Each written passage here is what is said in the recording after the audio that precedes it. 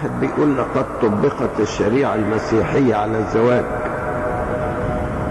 ولماذا لا تطبق الشريعة المسيحية على الميراث؟ في الحقيقة في الإنجيل في العهد الجديد لا توجد أي شريعة للميراث، ولو كان موجود شريعة للميراث كنا طالبنا بتطبيقه، مش موجود.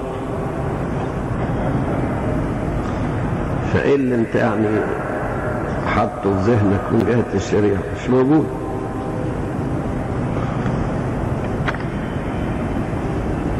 هو في الشريعة الإسلامية يقول إن أتاك أهل الذمة فاحكم بينهم بما يدينون، يعني حسب شريعته، ولذلك في الأحوال الشخصية بيحكم بالشريعة المسيحية، لكن ما عندناش شريعة للميراث.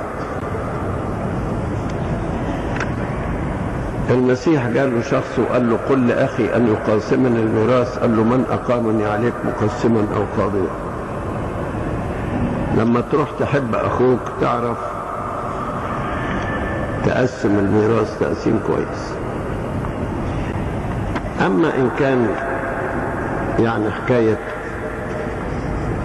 للذكر مثل حظ الأنثيين وإنت عايز الواد ياخد زي البنت، الأب قبل ما يموت يقسم زي ما هو عايز ويموت وهو مستريح، مش يجرى حاجة.